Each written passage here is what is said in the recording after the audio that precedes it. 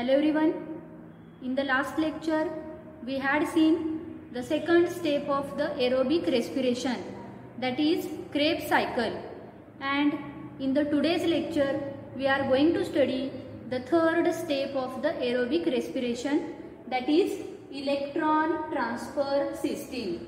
This electron transfer system is also called as electron transport system, then it is also called as ETS and terminal oxidation. म्हणजेच काय, तर आज आपण electron transfer system या aerobic रेस्पिरेशनच्या तिसऱ्या स्टेपला start करणार आहे. या इलेक्ट्रॉन ट्रान्सफर सिस्टीमलाच आपण टर्मिनल ऑक्सिडेशन किंवा ETS किंवा इलेक्ट्रॉन ट्रान्सपोर्ट सिस्टीम असं सुद्धा म्हणणार आहे. So first we have to see what is electron transfer system. Electron transfer system is the pathway along which electrons are transferred, and that pathway is called as the electron transfer system. म्हणजेच काय, तर ज्या पाथवेमध्ये electrons हे transfer केले जातात त्या पाथवेला आपण electron transfer system असं म्हणणार आहे. The pathway along which electrons are transferred is called as the electron transfer system. Then we have to see where it is takes place. Here electron transfer system takes place on crystal and in F1 particles of mitochondria. म्हणजे जो mitochondria हा sale organelle आहे, या माइटोकॉन्ड्रियाच्या आतमध्ये असणाऱ्या ज्या Christie आहेत आणि क्रिस्टीनच्या वरती असणारे जे F1 पार्टिकल्स आहेत त्यांच्यामध्ये इलेक्ट्रॉन्स ट्रान्सफर होणार आहेत. म्हणजेच इलेक्ट्रॉन ट्रान्सफर सिस्टीम ही तिथं कॅरीड आउट होणार आहे. So here this is the structure of mitochondria, which shows two membrane. Here this is the outer membrane and here this is the inner membrane. So out of the two membrane, inner membrane get fold, and that folded part is looks like the finger like projection, and these finger like projections are called as cristae. So here the process of electron transfer system takes place on cristae, as well as on that cristae several F1 particles are present. So here these are the F1 particles, and in these F1 particles the process of electron transfer system is also takes place. म्हणजेच mitochondria मध्ये असणाऱ्या ज्या Christie आहेत आणि क्रिस्टीनच्या वरती असणारे जे F1 particles आहेत यांच्यामध्ये इलेक्ट्रॉन ट्रान्सफर सिस्टीम ही कॅरीड आउट केली जाईल. It takes place on cristae and in F1 particles of mitochondria. Then we all know that at the time of glycolysis and Krebs cycle, oxidation takes place. आपण glycolysis आणि Krebs cycle बघितलेली आहे. या glycolysis आणि Krebs सायकलच्या वेळी बऱ्याचदा oxidation होते. तर ऑक्सिडेशन म्हणजेच काय, addition of O2 and released outside H2. म्हणजे ज्या प्रोसेसमध्ये O2 ची ॲडिशन केली जाते आणि H2 बाहेर टाकला जातो, तो रिलीज केला जातो, त्यालाच आपण काय म्हणणार आहे, oxidation. So during glycolysis and Krebs cycle oxidation takes place, means what, here H2 is released. म्हणजे तिथे H2 बाहेर पडेल. So this released H2 is split up into photons and electrons. म्हणजेच ऑक्सिडेशन होऊन जो बाहेर पडणारा H2 आहे तो पुन्हा स्प्लिट होतोय. स्प्लिट होतोय म्हणजेच काय, तर तो ब्रेक होणार आहे. ब्रेक झाल्यामुळे तिथं फोटॉन्स आणि इलेक्ट्रॉन्स तयार होतील. So out of the photons and electrons only electrons are transferred through sequence of electron acceptor, and this is called as the electron transfer system. बघा, ग्लायकोलायसिस आणि क्रेब्स सायकल आपण बघितले, त्याच्यामध्ये ऑक्सिडेशन झालं. Oxidation झाल्यामुळे H2 release झाला, तो बाहेर आला. बाहेर आलेला H2 जो आहे तो स्प्लिट झाला, त्यामुळे तिथं फोटॉन्स आणि इलेक्ट्रॉन्स तयार झाले. फोटॉन्स आणि इलेक्ट्रॉन्स पैकी फक्त आणि फक्त इलेक्ट्रॉन्सच हे ट्रान्सफर होत आहेत. पण कुठे ट्रान्सफर होणार आहेत ते transfer through sequence of electron acceptor, and this is known as the electron transfer system. आत्ताच आपण डेफिनेशन बघितली इलेक्ट्रॉन ट्रान्सफर सिस्टीमची. डेफिनेशनमध्ये काय सांगितले, तर ज्या पाथवेमध्ये इलेक्ट्रॉन्स ट्रान्सफर होत आहेत त्या पाथवेला आपण काय म्हणणार आहे, इलेक्ट्रॉन ट्रान्सफर सिस्टीम. इथं तेच झालेलं आहे. ग्लायकोलायसिस क्रेब्स सायकल होते, ऑक्सिडेशन होते, H2 बाहेर पडतोय, बाहेर पडलेला H2 स्प्लिट होतोय, फोटॉन्स आणि इलेक्ट्रॉन्स तयार होत आहेत आणि फोटॉन्स आणि इलेक्ट्रॉन्स पैकी फक्त इलेक्ट्रॉन्स हे ट्रान्सफर होणार आहेत. पण कुठे ट्रान्सफर होत आहेत ते transfer through sequence of electron acceptor, and this is known as the electron transfer system. Okay, then we have to see the schematic representation of electron transfer system. So here this is the schematic representation of electron transfer system, which shows काय दिसते ह्याच्यामध्ये आपल्याला, which shows 7 electron carriers. ह्याच्यामध्ये 7 electron carriers आहेत. So here these are the 7 electron carriers. But these electron carriers are called as cytochrome. म्हणजे जे 7 electron carriers आहेत त्यांना आपण काय म्हणणार आहे, cytochrome. But here these cytochromes are arranged in a series. म्हणजे हे एका सिरीजनं अरेंज केलेले आहेत. कोणती सिरीज आहे, they are arranged in a series like cytochrome B, cytochrome C, cytochrome A and cytochrome A3. म्हणजे सगळ्यात पहिल्यांदा जो सायटोक्रोम असणार आहे तो कोणता आहे, सायटोक्रोम बी. त्यानंतर दुसरा सायटोक्रोम आहे सायटोक्रोम सी, त्यानंतर आहे सायटोक्रोम ए आणि लास्टला असणार आहे तो म्हणजे सायटोक्रोम A3. म्हणजे त्याच्यामध्ये 7 इलेक्ट्रॉन कॅरियर्स आहेत. त्या इलेक्ट्रॉन कॅरियर्सना आपण सायटोक्रोम म्हटलं आणि हे सगळे सायटोक्रोम एका सिरियलनी अरेंज केलेले असणार आहेत. Then at the time of electron transfer system, electron donors are always oxidized. त्या इलेक्ट्रॉन ट्रान्सफर सिस्टीम मध्ये जे डोनर्स आहेत, इलेक्ट्रॉन देणारे आहेत, इलेक्ट्रॉन डोनर म्हणतो आपण त्यांना, हे नेहमीच काय होणार आहेत, they are getting oxidized. Oxidized means what, they releases the H2. म्हणजे त्यांच्यापासून H2 बाहेर पडेल. And electron acceptor are reduced. Reduced म्हणजेच काय, दे ऍक्सेप्ट द H2. म्हणजे ऑक्सिडेशन होईल, H2 बाहेर पडेल, रिडक्शन होईल, तेव्हा बाहेर पडलेला H2 हा ऍक्सेप्ट केला जाईल. So this process during which alternate oxidation and reduction is takes place, which is called as the redox reaction. And this redox reaction is carried out during the electron transfer system. म्हणजे जेव्हा electron transfer system start असणार आहे, सुरू असणार आहे, त्यावेळी electron donor हे oxidised होतील, त्यानंतर इलेक्ट्रॉन ऍक्सेप्टर्स हे रिड्युस्ड होतील आणि त्यांच्यामध्ये अल्टरनेट ऑक्सिडेशन आणि रिडक्शन होईल. त्यालाच आपण काय म्हणणार आहे, redox reaction. Okay, then we have to see oxidative phosphorylation. Now what is oxidative phosphorylation. Oxidative म्हणजेच काय, तर इथं ऑक्सिडेशन होईल. ऑक्सिडेशन म्हणजेच काय, आत्ताच आपण बघितलं, addition of O2 and released outside H2. म्हणजेच तिथं O2 ची ऍडिशन होईल आणि H2 बाहेर टाकला जाईल. So here at the time of oxidative phosphorylation H2 is released. So here this is the released H2. आपण कन्सिडर करूया की हा बाहेर पडलेला H2 आहे. This H2 is accepted by NAD. जो पहिला आहे NAD, हा NAD पहिल्यांदा काय करेल, त्या H2 ला ऍक्सेप्ट करेल.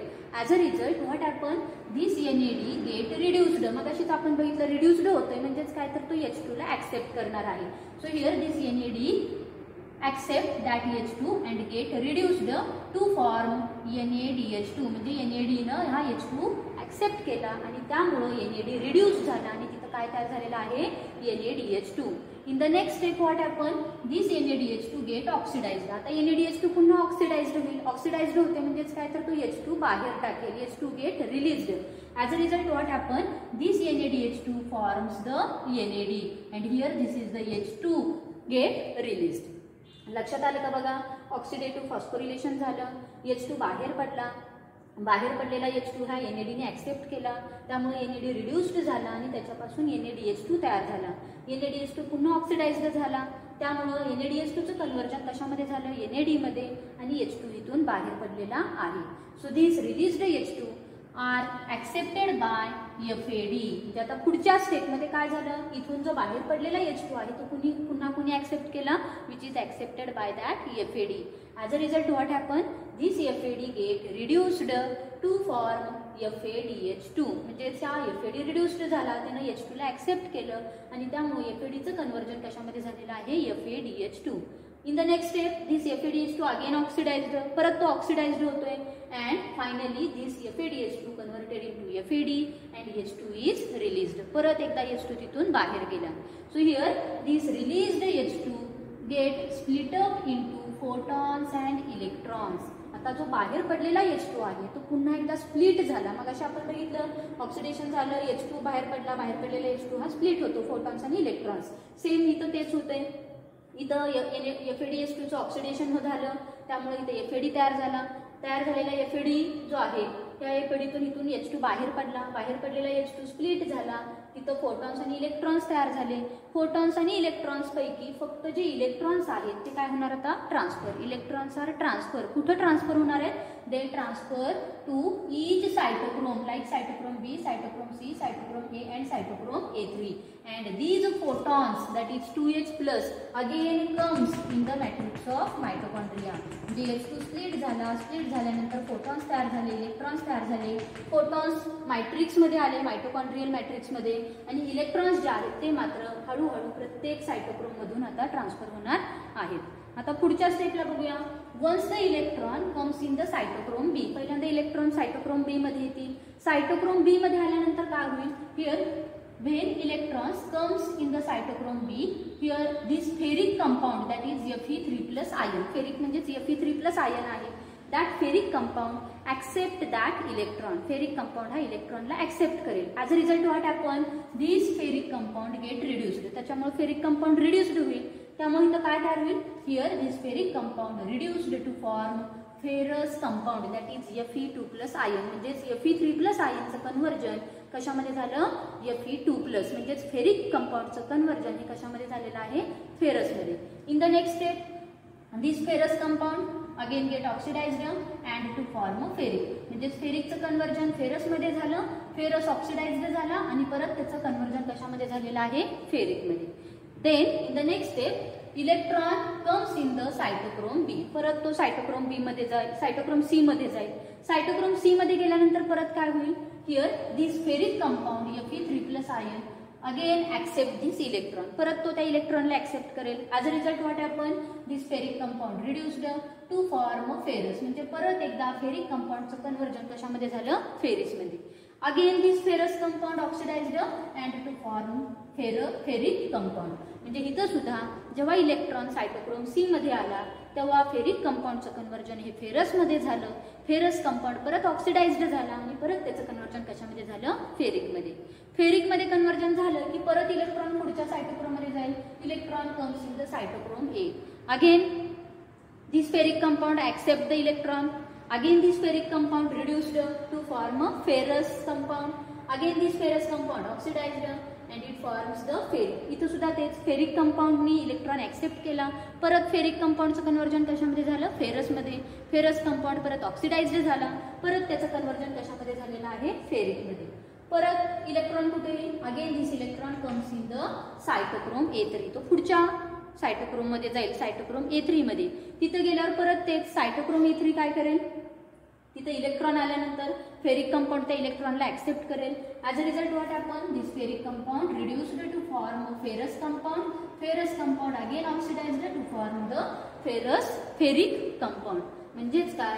इलेक्ट्रॉन जसा जसा सायटोक्रोम मधून ट्रान्सफर होईल त्यावेळी फेरिक कंपाऊंडचं कन्वर्जन हे फेरस कंपाऊंड मध्ये होईल आणि फेरस कंपाऊंड ऑक्सिडाइज्ड होऊन पुन्हा एकदा त्याचं कन्वर्जन हे फेरिक कंपाऊंड मध्ये होणार आहे. आता असं का झालं? Because only for formation of ATP. म्हणजे इथे एटीपी फॉर्मेशन होणार आहे आणि हे एटीपी फॉर्मेशन करण्यासाठी अल्टरनेट ऑक्सिडेशन आणि रिडक्शन झालेलं आहे. So during the electron transport system alternate oxidation and reduction is takes place. As a result ATP formation is takes place. इथं आपण बघू शकतो डायग्राम मध्ये इथे एटीपी फॉर्म झालेला आहे, इथं सुद्धा एटीपी फॉर्म झालेला आहे आणि इथं सुद्धा एटीपी फॉर्म झालेला आहे. So in the last step, आता लास्टला काय होईल? Once the electron released outside that last cytochrome, this electron combined with atmospheric oxygen. म्हणजेच लास्टच्या सायटोक्रोम मधून जेव्हा इलेक्ट्रॉन बाहेर पडेल, हा बाहेर पडलेला इलेक्ट्रॉन ॲटमॉस्फिअर मध्ये असणाऱ्या ऑक्सिजनशी कंबाईन होईल आणि तिथं काय तयार होणार आहे? It forms the water. म्हणजेच काय?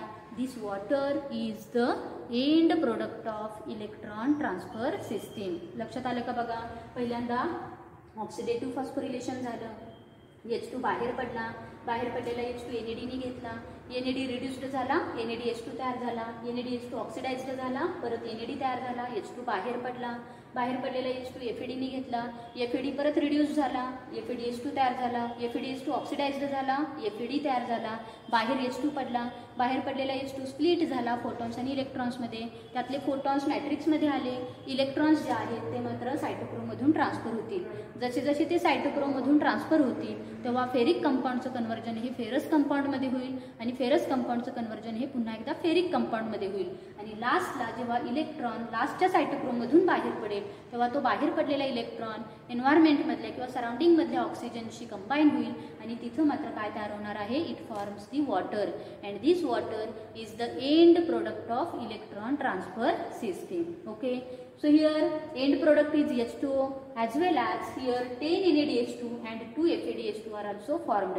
म्हणजे जिथे इलेक्ट्रॉन ट्रान्सफर सिस्टीम संपेल, एंड होईल, तिथं वॉटर तर तयार होतेच, पण त्याचबरोबर काय तयार होणार आहे, it forms the 10 NADH2 and 2 FADH2. म्हणजे इथं 10 NADH2 आणि 2 FADH2 तयार होत आहेत वॉटर बरोबर.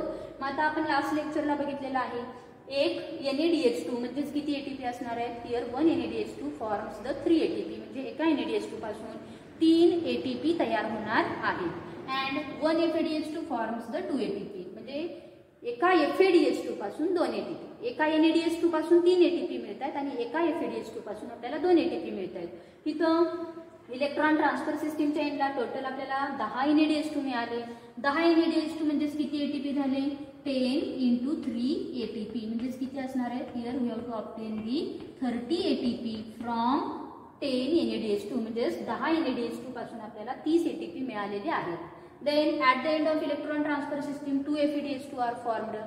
1 FADH2 फॉर्म्स 2 ATP. म्हणजेच 2 FADH2 पासून आपल्याला किती ATP मिळणार, here 2 into 2 ATP means 4 ATP means what, here 1, here 2 FADH2 forms the 4 ATP. Total बघा किती झाले, इकडं 30 ATP झाले, तिथं 4 ATP फॉर्म झाले. टोटल असणार आहे 34 ATP means what, at the end of electron transfer system the end product is the H2O. म्हणजेच वॉटर तयार झालेलं आहे. त्याचबरोबर किती ATP तयार झालेले आहेत, here 34 ATPs are formed.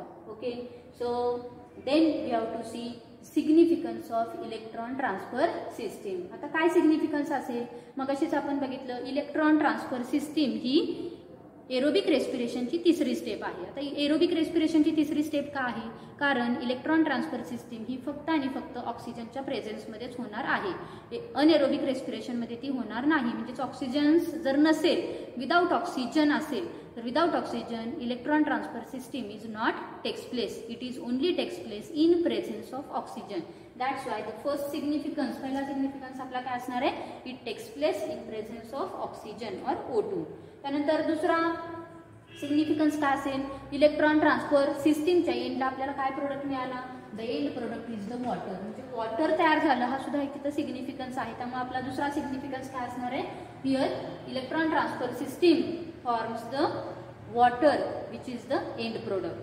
Then the third significance, तिसरा सिग्निफिकन्स बघा काय आहे, लिबरेशन ऑफ एनर्जी. मग अशीच आपण बघितलं एनर्जी तयार होते. एनर्जी कुठं तयार होणार आहे, तर इलेक्ट्रॉन ट्रान्सफर सिस्टीम जी आहे ह्या ट्रान्सफर सिस्टीममध्ये अल्टरनेट ऑक्सिडेशन आणि रिडक्शन होते. एकदा ऑक्सिडेशन होते, एकदा रिडक्शन होते. कशासाठी होते, only for releasing the energy. म्हणजे तिथून एनर्जी बाहेर पडणार आहे, एनर्जी तयार होणार आहे आणि म्हणून तिसरा सिग्निफिकन्स दिलेला आहे liberation of energy. Then the fourth significance is formation of ATP. Energy बाहेर पडते, बाहेर पडलेली एनर्जी काय करणार आहे, ATP फॉर्म करणार आहे. म्हणजेच इथं ATP फॉर्मेशन सुद्धा होते. आणि लास्ट सिग्निफिकन्स आहे तो म्हणजेच 34 ATPs आर फॉर्म्ड. आत्ताच आपण बघितलं at the end of electron transfer system 10 NADH2 and 2 FADH2 are formed and this 10 NADH2 and 2 FADH2 forms total 34 ATP. समजलंय का, म्हणजेच काय तर इलेक्ट्रॉन ट्रान्सफर सिस्टीमच्या एंडला आपल्याला वॉटर मिळालेलं आहे, त्याला आपण मेटाबॉलिक वॉटर सुद्धा म्हणू शकतो. त्याचबरोबर 34 ATP फॉर्म झालेल्या आहेत. Okay, so in this way in the today's lecture we have to completed the point electron transfer system. Okay, thank you.